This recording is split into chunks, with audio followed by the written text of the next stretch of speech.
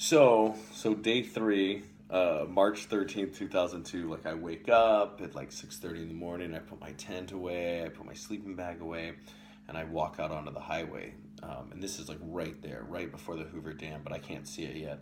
And like literally, the second car that passes me, it stops, and it's this guy.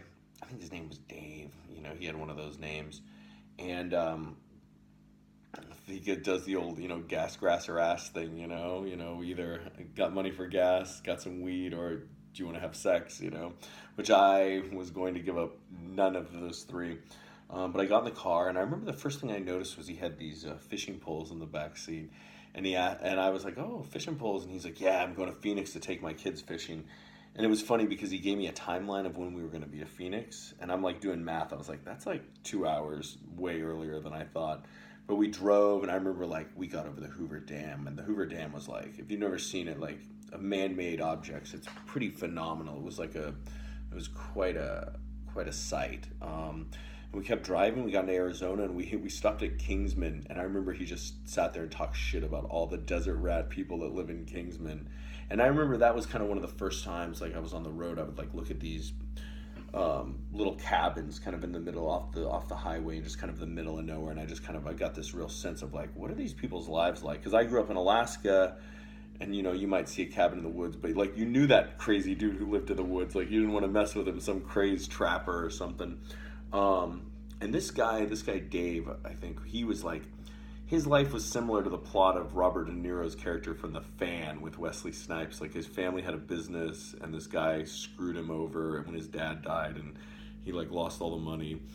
He was pretty angry about it, but so we start driving. We're about an hour south of Kingsman, middle of nowhere.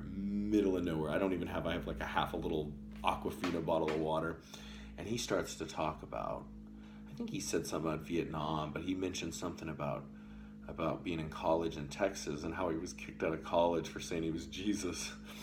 And then he said people were after him, and I'm like, after him? And he's like, yeah, if they come after me again, excuse my language, he was like, I'm gonna snap their necks, I'm gonna pop their fucking heads off. And I was like, oh, okay. And I remember, and then like, I guess in the middle console they were sitting there the whole time, but there were these bullets, and he picked up a bullet and he poked me in the arm, and he said, a couple of these will get rid of them, right? And I was just like, and I like looked out the window just into nothingness, like, well, I guess I'm gonna stay with him for a while. And we make it to Phoenix. And he's like, I'm broke, can you buy me a beer? And I was like, of course, dude. So I buy him like this tall bottle of Modelo at some little like grocery store. And so we're driving through Phoenix. He's got his shirt off now, drinking this bottle of Modelo. And I look back and I notice the fishing poles. And I'm like, oh yeah. I was like, hey, weren't you going to take your kids fishing? And he looks at me and goes, fuck my kids, they didn't just buy me a beer. So he drops me off on Mill Avenue in Tempe, which I hadn't been to in like 3 or 4 years, since like Halloween '98, visiting the Chads down there. It's a pretty wild scene on Halloween. But I ended up finding like a bus schedule, and I took this city bus to the very end of like the very end of the whole like metropolitan like Tempe Phoenix area. It was literally like the interstate is like there, and there's nothing else. Like there's a gas station, and then that's it. The highway for as far as you can see. Probably the next stop is like Tucson. And so I go there, but there's no side of the road to walk, to like hitchhike, And I've been hitchhiking for 5 minutes earlier that day, and that's like my only experience.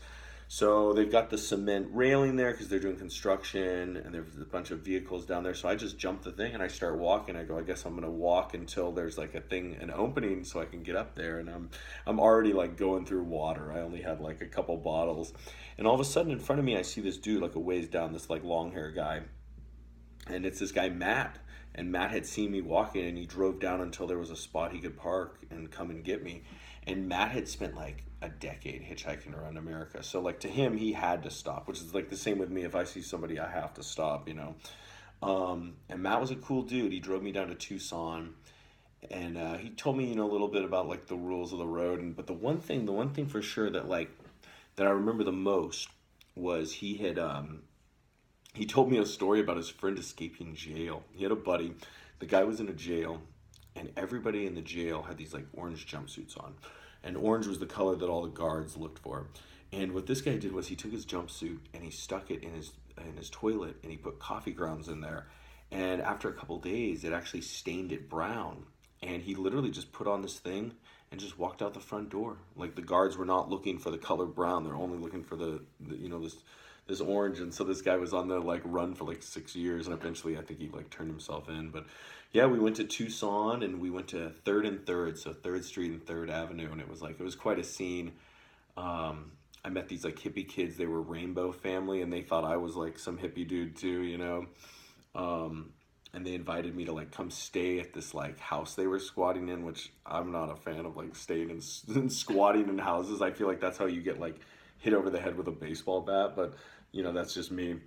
Um, so I ended up eventually at a certain point. Matt took off and he drove me down the road and he just kind of dropped me off on this like exit kind of, and I pulled out the old tent and sleeping bag and crashed out. And that was the end of day 3 on the road, March 13th, 2002. Tune in tomorrow.